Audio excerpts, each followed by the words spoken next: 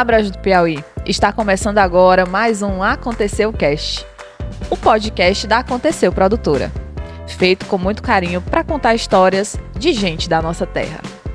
Antes de tudo, queremos agradecer aos nossos patrocinadores, que acreditam nesse projeto e ajudam a fortalecer a comunicação local.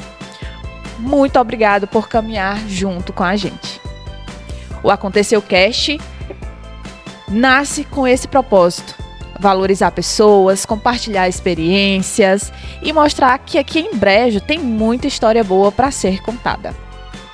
E hoje, nossa convidada é uma mulher que construiu uma trajetória marcada pela educação, pelo serviço público e pelo compromisso com o município. Ela é professora e atualmente é secretária de governo de Brejo do Piauí. Seja muito bem-vinda, Gislândia Neri. Olá, Emily. Obrigada. Belíssima recepção. Muito obrigada a todo o pessoal do Aconteceu Cast. É um prazer estar aqui e vamos dialogar. E para darmos início ao nosso podcast, uma pergunta um tanto quanto inspiradora e muito boa também. Para você, quem é Gislândia Neri?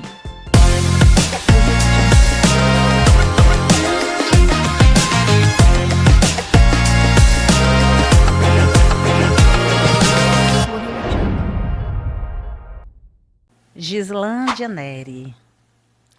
Uma mulher determinada, uma mulher que já passou por muitas situações belíssimas, agradáveis, maravilhosas, mas que também passou por muitas decepções, por muitas dores, diria eu, por sofrimentos que não foram esquecidos. Carrego comigo sentimentos que não costumo dividir com ninguém. As pessoas geralmente me conhecem pelo riso, pela alegria, mas por trás do riso, da alegria, levo comigo tristezas, dores, eu diria, dores que não são superáveis. Nunca serão. Eu vou levá-las comigo e eu prefiro que seja assim. Eu não gosto de dividi-las com ninguém. Especificamente duas delas que chegaram e ficaram, dores que ficaram. Mas que também me deixaram mais forte. Essas dores me transformaram em uma mulher mais forte, mais persistente e com a capacidade de dizer: eu consigo, eu sempre vou conseguir. Porque eu sei que onde quer que estejam, duas pessoas maravilhosas que estiveram comigo aqui estarão torcendo por mim. Onde quer que estejam, não, eu diria, eu sei que estão no céu, torcendo por mim e dizendo: vai lá que você vai conseguir. E eu estou indo. Muito bem. Você é uma mulher inspiradora. Gislândia, ela é uma pessoa muito especial para mim, né? Eu conheço ela desde muito pequenininha. Ela é amiga da minha mãe e é minha amiga. E hoje a gente vai bater um papo muito legal aqui. Para iniciarmos aqui, para você contar a sua história desde o início, a gente tem aqui algumas perguntinhas. E a gente quer começar sabendo, Gislândia, como foi o começo da sua vida escolar. Você sempre gostou de estudar? Sempre. Sempre gostei de estudar. Nunca fui a filha rebelde, nunca fui a aluna rebelde. Tive alguns percursos aí não muito agradáveis, como sempre todo mundo tem na vida escolar, mas eu sempre fui boa aluna, sempre gostei de estudar. E eu sempre tinha sonhos assim de conquistar muitas coisas. Lembro-me que eu pensava: eu quero ser alguém importante. Eu quero chegar numa situação que, quando aparecer o meu nome, as pessoas reconheçam o meu nome pela situação que eu construí. Eu pensava muito isso quando eu era criança. Eu quero construir o meu nome. E, diga-se de passagem, eu consegui. É por isso que eu coloquei eu vou sempre conseguir, porque eu acredito muito nisso, nessa frase de conseguir, a conquista. Você tem que querer e acreditar. Então, assim, sempre gostei de estudar, sempre fui boa aluna. Teve algumas coisinhas aí que atrapalharam o percurso, mas eu não desisti. Então, fui boa aluna sempre. Muito bem. E durante esse percurso, até se tornar, até a formação, a graduação dentro da pedagogia, você encontrou alguma dificuldade? Ah, várias. Várias. Algum, Muitas. algum momento inusitado? Assim, durante a vida escolar, até os meus 10 anos, nada de dificuldades, não. Não tive. A minha base foi maravilhosa, sempre muito estruturada na questão de me fornecer o melhor para os meus estudos, que foram os meus pais. Eu digo que e eu posso dizer aqui porque eu estou aqui para falar a minha vida e não tenho como esconder a verdade. A minha base familiar não foi aquela base estruturada na família bonita, na família que todo mundo se dá muito bem. Para começo de conversa, a família éramos só nós em casa mesmo. A gente não tinha aquele contato com muita gente. A família é enorme, mas não tinha aquela proximidade. Então éramos eu, minha irmã, meus pais. E minha avó maravilhosa, minha avó Inês, maravilhosa. A minha base principal foi ela, sempre. Ela cuidava mais de mim do que a minha mãe. E aquilo me dava essa força, essa vontade. Para ela, tudo era possível, sempre, sempre. Aí, a partir dos 11 anos, a coisa começou a mudar um pouquinho, porque a pessoa de cidade pequena, não tem muito para onde ir, não tem muito o que fazer naquela época, né? Aí você começa a despertar o interesse pelo que você não tem idade para despertar. A verdade é essa. Começamos a despertar o interesse por beijinhos, coleguinhas, namoradinhos. Aí isso atrapalhou, né? Sim. Porque atrapalha. Eu estudando, meus pais. Essa base do estudo, essa base escolar eu tive. Meus pais me forneciam tudo, absolutamente tudo que eu precisava para ter uma boa escola, para ter um bom apoio nos estudos. Tanto é que, assim, meu pai, ele fazia o impossível. Você quer estudar onde? Aí eu não queria estudar fora, muito distante. Eu queria, no máximo, Canto do Buriti. Aí ia para lá. Aí lá tinha a casa de amigas, parentes, mas ele, não, eu vou colocar você no hotel para você ficar mais à vontade. Ele pagava o hotel, só que eu não ficava no hotel. Eu só ia pegar o almoço, a janta e ia para casa da coleguinha, porque eu queria ficar com a coleguinha, porque começou essa fase da adolescência, pré-adolescência, 11 anos. E aí isso acabou nesse momento, atrapalhando um pouquinho, eu lembro. Que aí eu ficava correndo para o Canto do Buriti. Veja bem, Emily, meu pai pagava um hotel para mim ficar no canto. Eu não ficava. Eu ia, naquela época tinha o Itapemirim, que passava manhã e noite em Brejo. Eu ia, quando era de noite eu pegava o ônibus e voltava, porque o namoradinho estava em Brejo. Eu tinha que vir. Eu queria vir, eu não tinha, eu queria vir porque...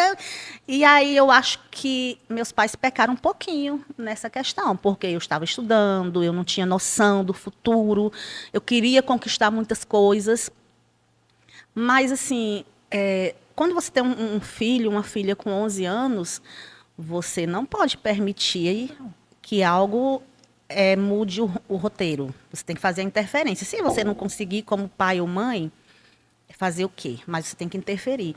E eles não fizeram essa interferência. Eles deixaram eu livre para fazer as minhas escolhas.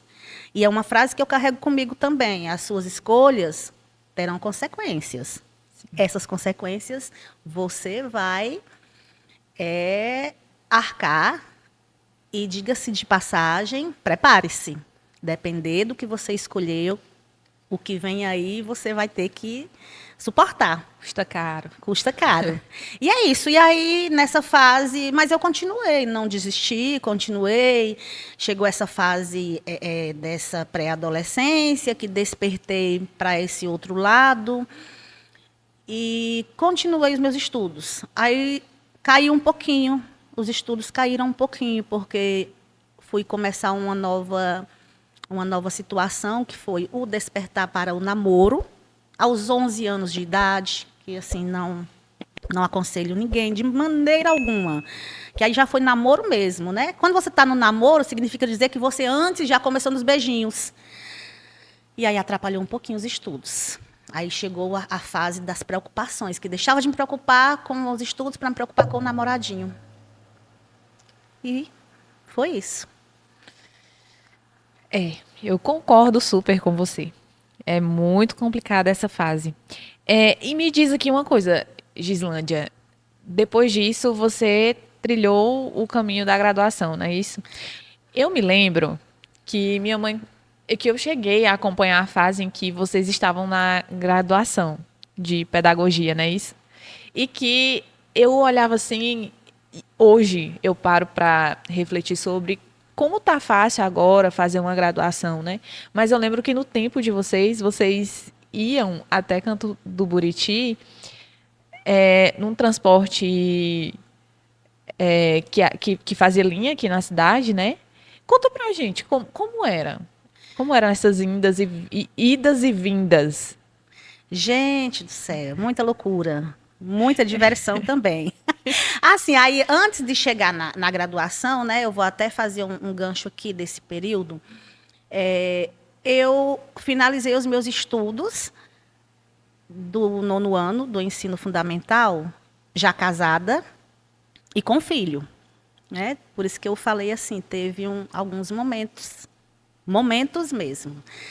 E aí prossegui, já casada, com filhos, mas sendo boa aluna. Continuei sendo boa aluna, até porque também eu não tirei de mim aquele desejo de construir o meu nome, de conseguir ser alguém através da educação, que é o que consegue transformar mesmo o ser humano.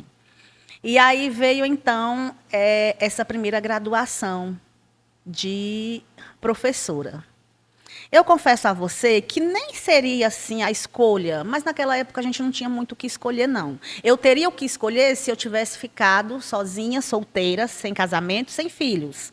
Aí, com certeza, eu teria todas as oportunidades que o meu pai me dava para eu fazer as minhas escolhas. Mas quando você casa, você já tem uma outra pessoa com você, já são outras decisões. Quando se tem filhos, aí é que a coisa muda mesmo. Mas aí chegou o período dessa graduação para ser professora. O que me induziu a despertar para ser professora de fato, mais uma vez, foi o meu pai. Eu lembro-me bem que ele sempre falava, eu vou formar minha filha mesmo nas dificuldades, ela vai ser professora. Já que ela não sai para conquistar uma outra graduação, mas eu vou formá-la em professora. Ele falava muito isso. E aí eu escutava aquilo e eu dizia, eu vou ser professora. Eu vou ser. E aí deu certo, eu fui para a graduação e nesse momento onde estávamos lá, eu, como você já citou, a sua mãe e muitos outros colegas, foram momentos inusitados demais. Gente do céu! Assim, a gente guarda tanta recordação bacana entre idas e vindas para Canto do Buriti, entre almoços, cafés da manhã e as aulas em si com os professores. Todo mundo muito ansioso, todo mundo querendo aprender e, ao mesmo tempo, queria aproveitar aquele momento para socializar. A gente aprendia muito. Mas a gente também se divertia bastante. E a gente brigava também. A gente brigava. A gente comprava a briga do outro. Eu comprei briga de Luciene, sua mãe. Briga. Porque tinha professor que chegava e tipo, achava porque a gente vem de cidade pequena, talvez não tenha um conhecimento. E aí, amiga, eu não sou de ficar calada, né? Nunca fui e nem serei. Se algo incomoda, eu vou à defesa e quero expor a minha opinião, e digo mesmo, e sempre foi assim. E aí a gente comprava confusão. A gente comprava confusão até nas idas e vindas no carro. Minha gente do céu. Tivemos muitos dilemas, mas foi bom, foi muito bom, foi muito aprendizado. E consegui a formação em pedagogia, sonhada pelo meu pai, que falava muito, e que depois passou a ser um sonho meu, e eu conquistei, e foi muito bom. Eu me sinto professora, sou professora, e vou levar esse título para o resto da minha vida. E ser professora em Brejo do Piauí, na cidade que você nasceu, na cidade que você construiu a sua família, o que representa para você? Representa muito. Representa o despertar, de fato, para o valor da educação. As contribuições dos alunos que passaram por mim na minha vida foram cruciais para eu construir os meus pensamentos, para eu construir aquilo que eu desejo, que eu penso, para reforçar tudo que eu absorvo do dia a dia, sabe? Os alunos, a maioria deles nem sabem o quanto que eles tiveram um papel fundamental na minha vida, como pessoa, como alguém que quer crescer cada vez mais. E, principalmente também, Emily, como foi bom poder contribuir com muitos alunos da minha cidade. Alunos que hoje eu vejo aí brilhando, conquistando. E a cada conquista dos meus ex-alunos, eu fico vibrando, eu fico muito feliz, de verdade. É algo que me toca muito e é por isso que eu defendo demais. Nesse meio do caminho, tivemos também situações negativas, a gente não consegue ser a professora. Eu gostaria muito de ser a professora queridinha, mas eu não fui. Eu sou a professora de me preocupar com o aprendizado do meu aluno. E aí eu me preocupo tanto com esse aprendizado que, às vezes, eu não consigo ser aquela professora meiga que interpreta o aluno quando ele chega com algum problema em sala de aula. E aí eu lembro-me bem, e vou relatar isso aqui para vocês, que em um determinado momento, dando aula numa determinada escola, porque eu dei aula em Brejo, em Canto do Buriti, trabalhei com alunos de curso superior e tenho muito orgulho disso, foi onde eu aprendi muito, muito mesmo, quando eu passei a trabalhar com os alunos de nível superior, foi assim um aprendizado exorbitante, transformou a minha vida, o meu olhar de mundo, porque lá já vem uma bagagem bem maior, todo mundo chega com seus anseios já definidos. A maioria, todo mundo não, a maioria, né? E aí a gente aprende muito com isso, com as decepções deles, que eles passam para a gente. E a gente vê que todo mundo realmente se decepciona na vida acadêmica. Mas aí teve um determinado momento em que a gente estava no final do ano. Estávamos no final do ano, e aí os alunos fazendo aquela avaliação sobre os professores, né? E uma determinada aluna chegou para mim, eu junto com mais 2 colegas, professores, e aí ela disse: professora, você tem um defeito. Você não reconhece o seu aluno quando ele não está bem. Aquilo foi um baque, né? Eu falei, mas do que ela está falando? Eu fiquei muito triste nesse dia. Ela disse: você não sabe reconhecer, você chega em sala de aula, você não se preocupa se eu estou bem, você não quer saber se eu estou mal, você só quer cobrar, você não consegue identificar o seu aluno. A visão dela, né? Eu respeitei, mas eu não entendi. Eu fiquei tão chateada, nesse dia, eu fiquei tão chateada comigo, não foi com o que a aluna me disse, comigo. Na verdade, eu fiquei com raiva dela, porque a gente não gosta de ouvir a verdade que o outro pensa da gente. Mas aí eu falei, eu não quero mais ser professora. Não quero. Se eu não sei reconhecer o meu aluno, quando ele está bem ou não, eu não quero mais essa profissão. E fui para casa, chorei bastante. Eu lembro que eu chorei, eu falei, eu não quero mais essa profissão, porque eu não estou fazendo certo. Não estou sendo legal. E eu fiquei com aquilo mesmo, passei semanas aquilo me corroendo.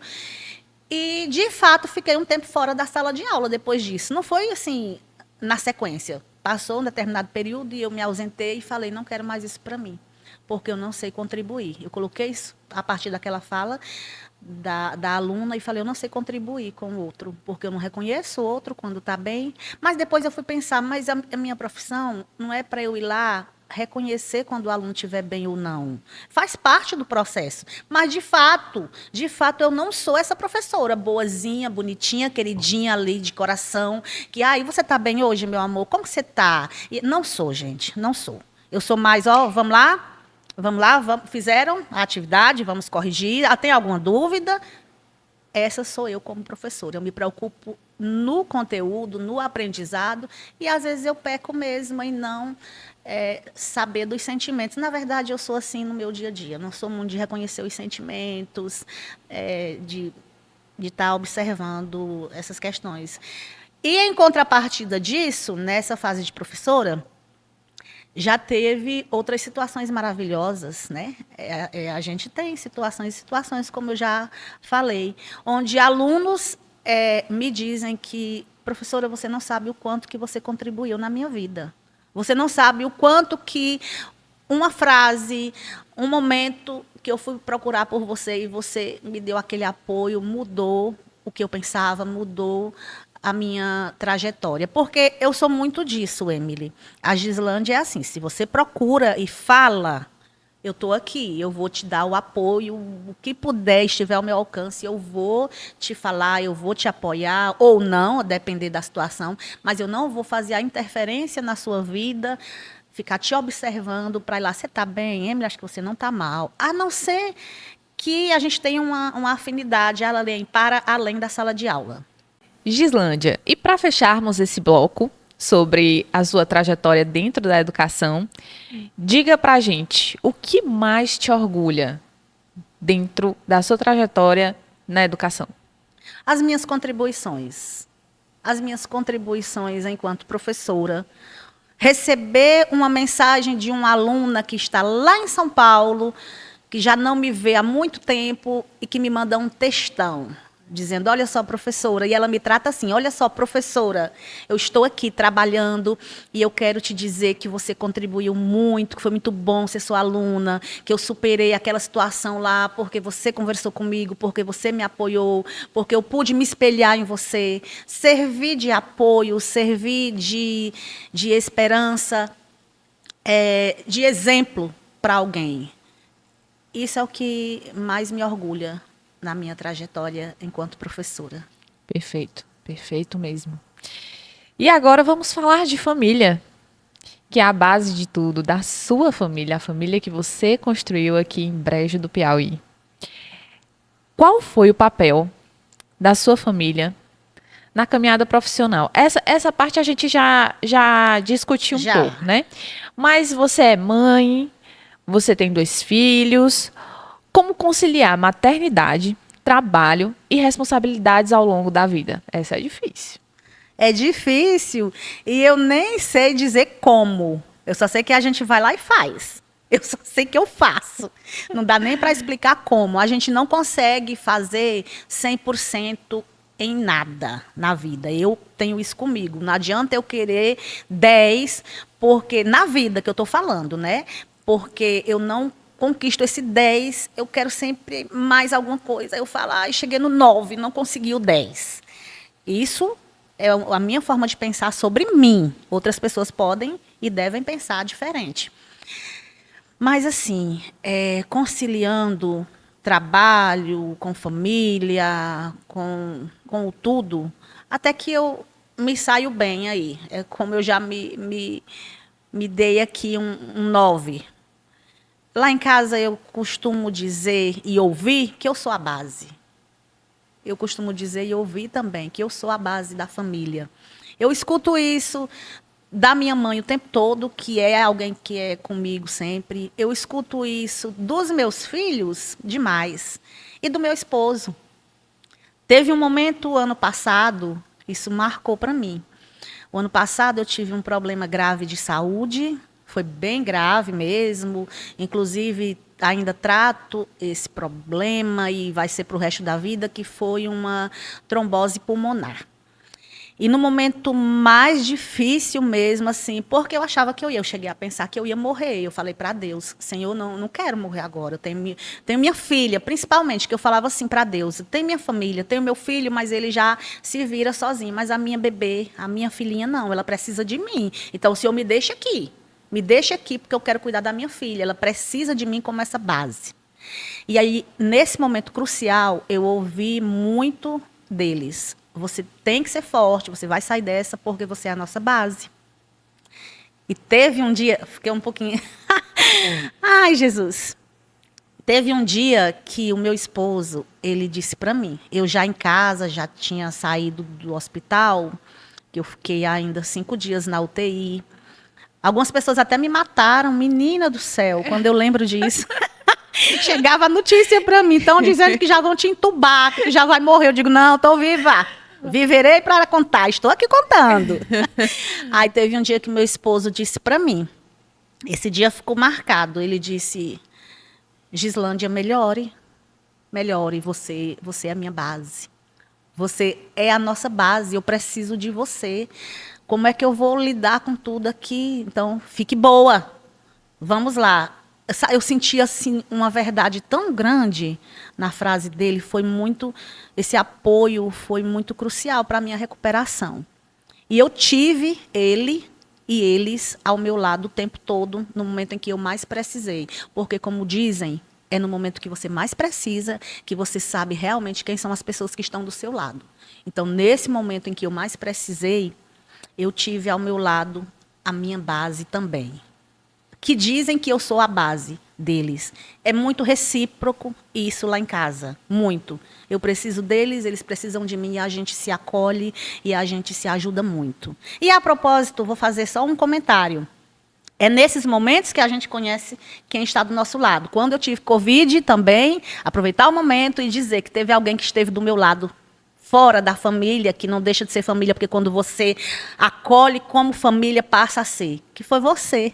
Emily, aproveitar aqui e dizer à população que você foi maravilhosa comigo, porque todo mundo tinha medo do Covid. Você ia na minha casa, fazia a minha medicação, ficava lá comigo, você e sua mãe, e eu sou grata a Deus por isso, pela sua vida também, aproveitar o momento e agradecer. É porque você tem um lugar no meu coração, você sabe é muito recíproco.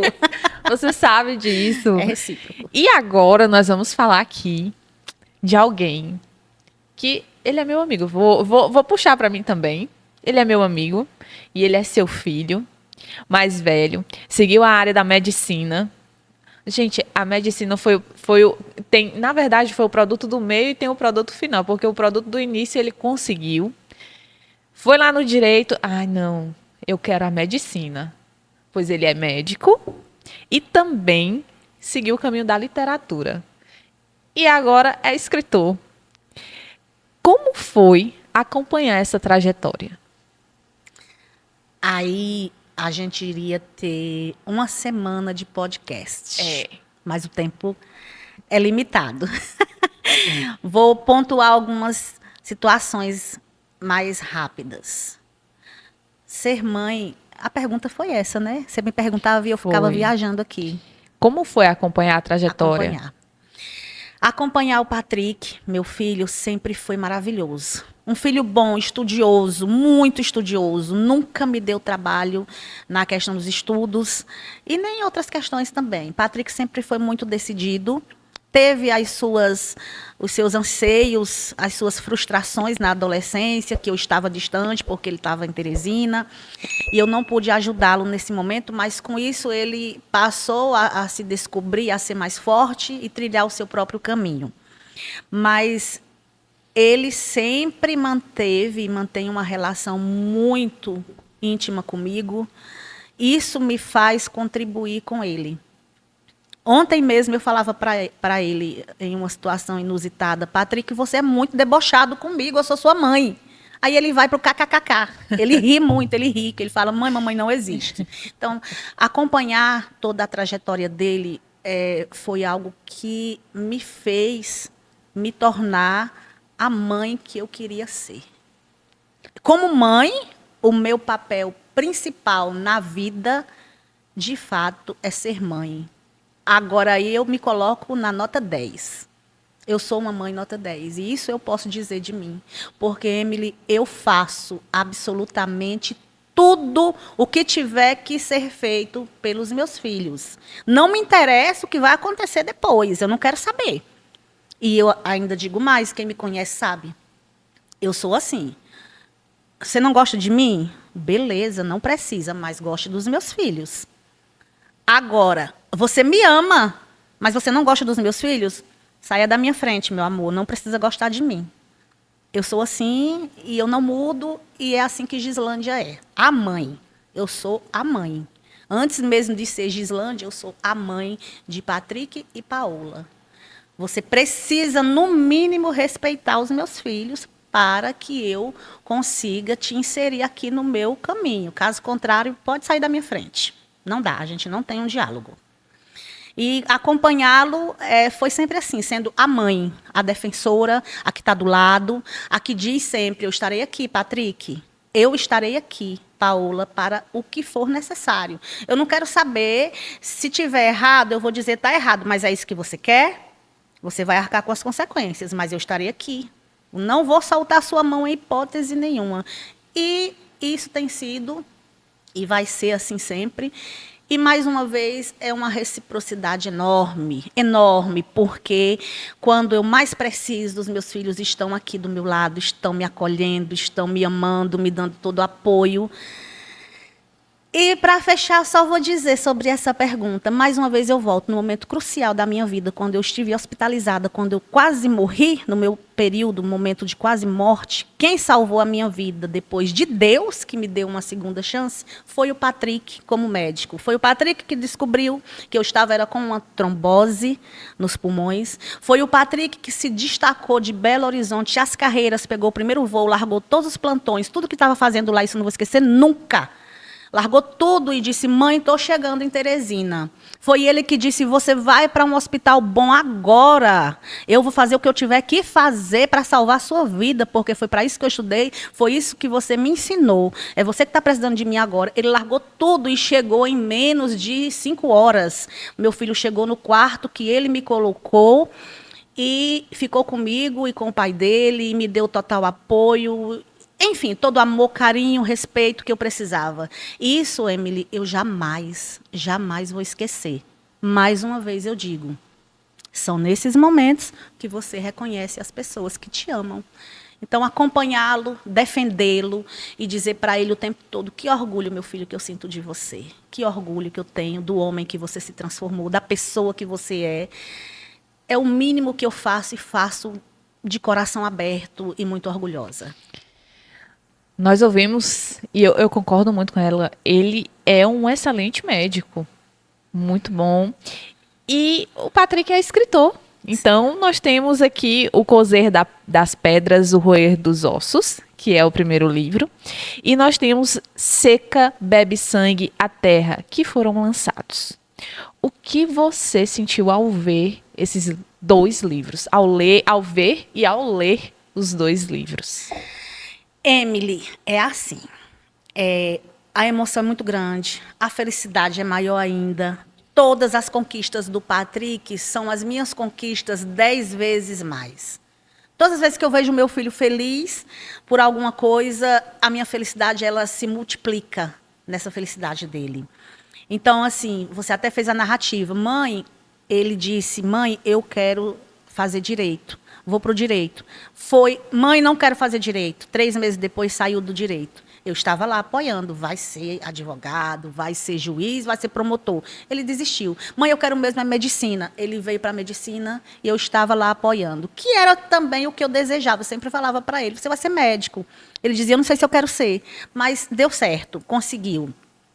E aí, quando ele disse, então, eu sou escritor, estou escrevendo um livro, quando eu vim descobrir que ele estava escrevendo, ele já estava escrevendo, né? Que era algo dele muito íntimo.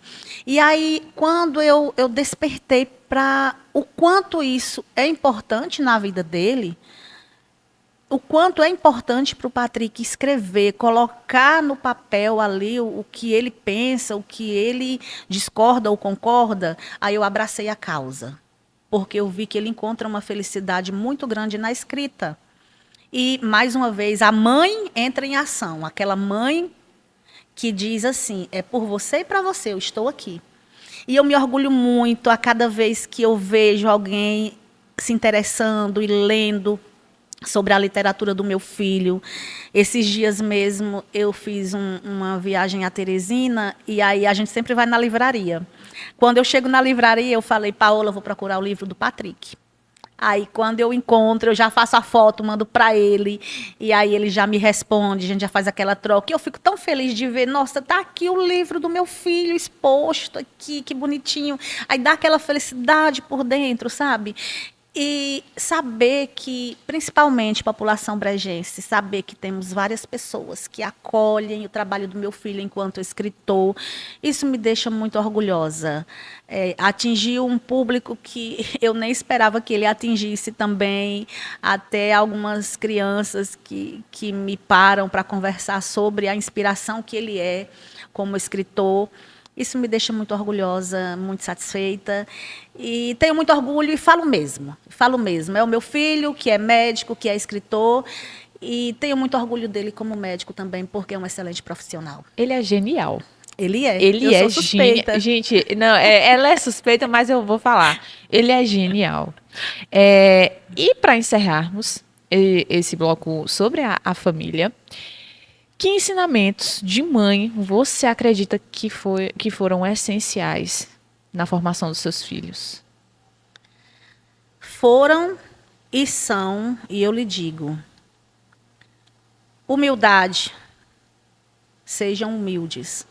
Às vezes podem até não ser tanto quanto deveriam, né? Porque o mundo vai moldando as pessoas. Os filhos não são exatamente como os pais querem. Mas eu carrego essa frase comigo que eu tive e tenho da minha mãe. Humildade acima de tudo. Seja humilde. Humildade de reconhecer quando você estiver errado. Humildade de reconhecer quando você tem que voltar um pouquinho, dar o espaço para o outro. E também respeito. Respeito. Eu falo para os meus filhos. Eu falo muito para a Paola isso, que a gente conversa bastante. Paola, meu amor, o respeito, ele é a base para o ser humano.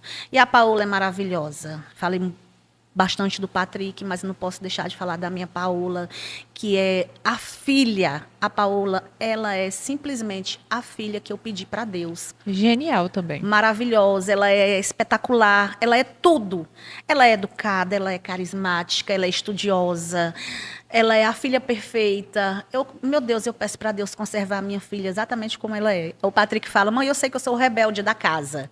Porque o Patrick já é mais extrovertido ali, ele já faz muitas decisões dele do jeito dele, e eu respeito e apoio.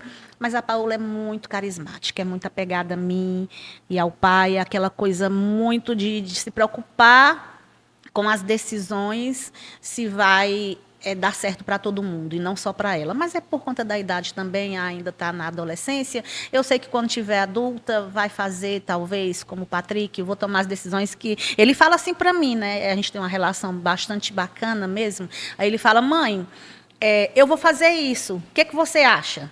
Aí ele já diz, só que você já sabe, né? A sua resposta não vai interferir na minha decisão. Eu quero a sua opinião porque você é minha mãe, é minha amiga, mas se for diferente da minha, eu vou fazer a minha. E eu, tudo bem, mas eu vou lhe dar a minha opinião. Então, a mãe Gislândia, é isso. É isso, muito bem. Agora nós vamos fazer uma pausa e fazer os nossos agradecimentos aos nossos patrocinadores. Queremos agradecer com muito carinho Comercial Conster, com o nosso querido amigo Thier, a vereadora Nilda Novaes, Comercial Rodrigues, agradecer os nossos amigos Everaldo e Elisângela, Panificadora Delícia, com o nosso querido amigo Rubens Abad, secretária de governo Gislândia Neri.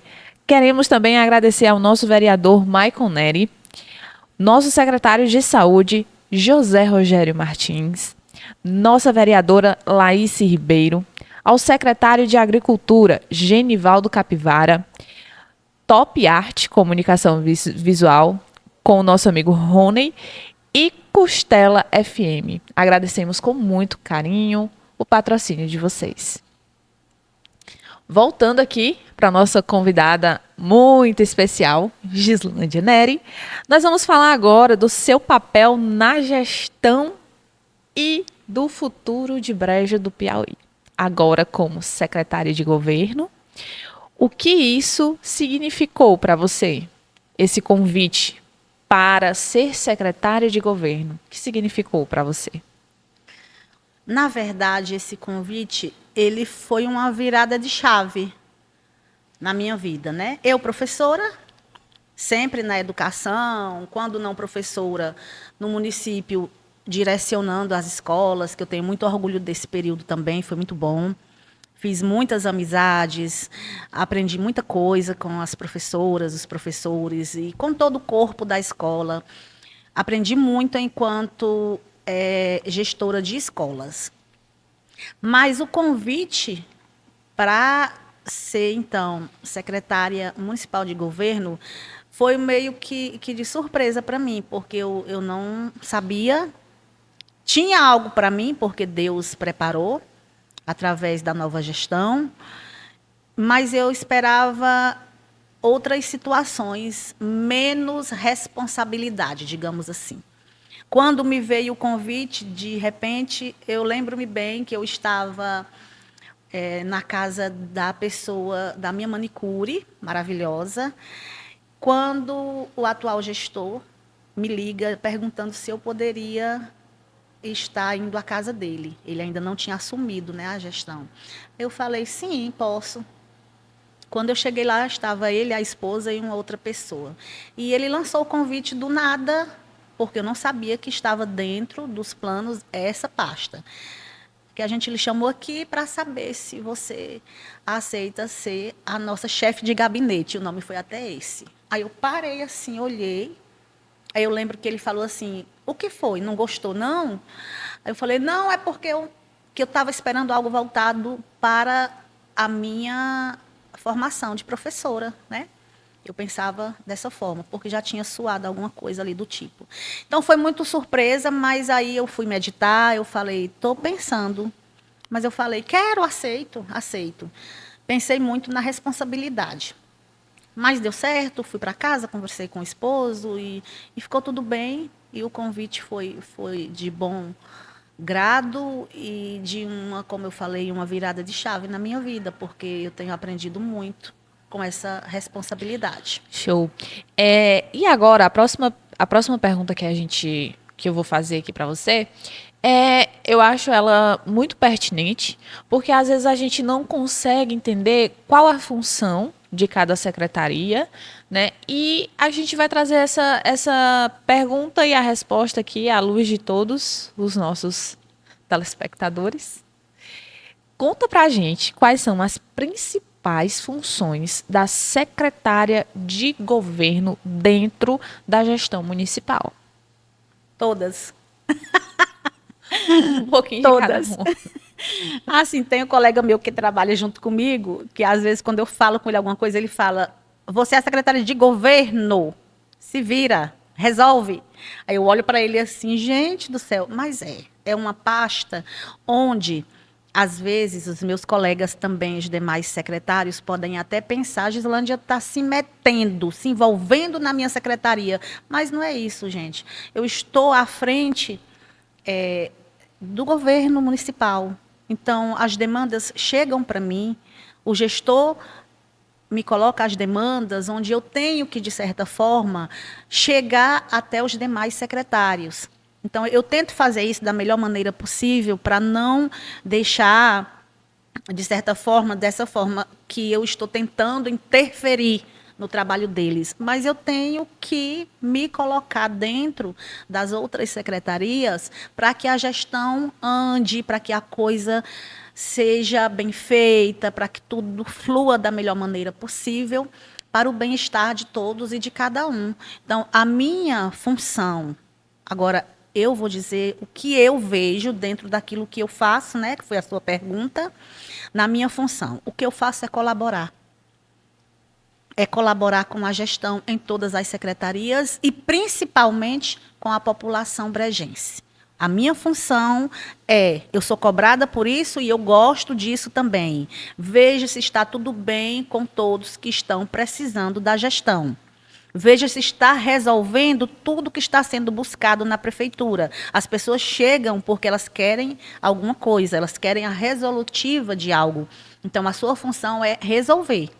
Se você não resolve, leve para o setor responsável para resolver. Então, aquilo que está para que eu possa resolver, eu vou lá e faço.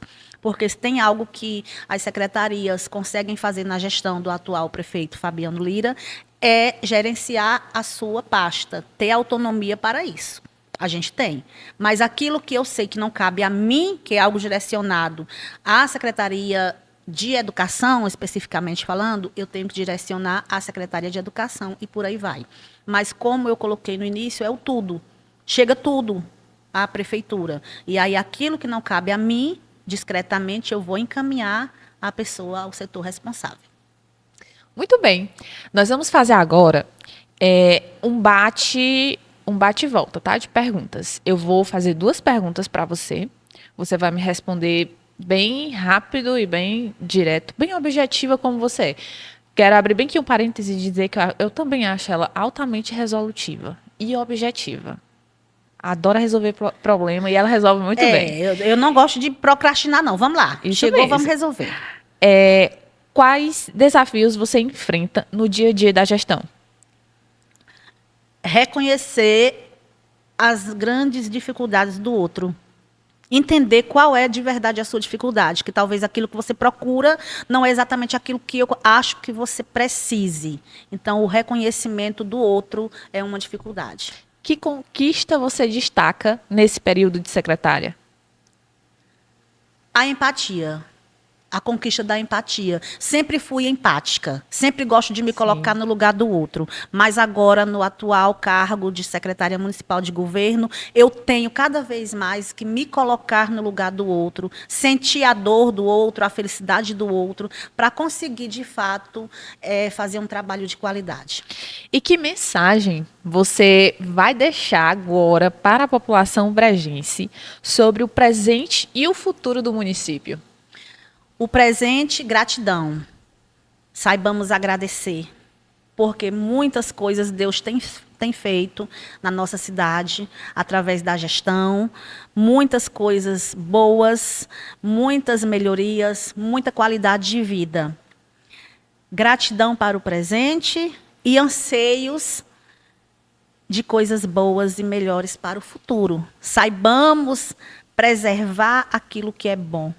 Saibamos agradecer a Deus e direcionar para o caminho certo para que a gente consiga manter o padrão de qualidade que estamos tendo agora em Brejo do Piauí. Para manter um padrão, você precisa preservar e cuidar daquilo que está bom. Então, que a gente saiba manter a nossa qualidade de vida, que a gente saiba reconhecer como, através de quem, a gente vai conseguir manter esse padrão de qualidade de vida em Brejo do Piauí. Muito bem. Foi um prazer enorme receber você aqui, Gislândia, ouvir a sua história, conhecer melhor sua trajetória e entender um pouco mais sobre o seu trabalho e do seu amor por Brejo do Piauí. Muito obrigada por aceitar o convite do Aconteceu Cast. Sua história inspira e fortalece quem nos acompanha. Obrigada. Agradeço, Emily, foi um prazer estar aqui. Na verdade, a gente pensa que tem tanta coisa para falar, tanta coisa, mas na hora talvez fique alguma coisa de fora e não dá tempo de falar a vida toda em um único momento. Mas foi muito gratificante poder contar um pouquinho da minha história e foi maravilhoso estar com você, que é uma pessoa que é muito recíproco mesmo. A amizade, carinho, respeito. E que Deus possa continuar nos abençoando, nos guiando e prosperando as nossas vidas. Foi um prazer ter você aqui com a gente, Gislândia, nesses minutos. A conversa foi muito produtiva. Muito obrigada. Nossos agradecimentos especial aos nossos patrocinadores que acreditam nesse projeto. Agradecemos a Erasmo Torres, diretor e fundador do Aconteceu produtora, a Sofia Carvalho pela identidade visual, a Gisleide Alves e o Wilker Lopes pelo apoio técnico e estrutural. Obrigada a você que esteve com a gente até aqui. O Aconteceu Cast volta na próxima sexta-feira às 19 horas.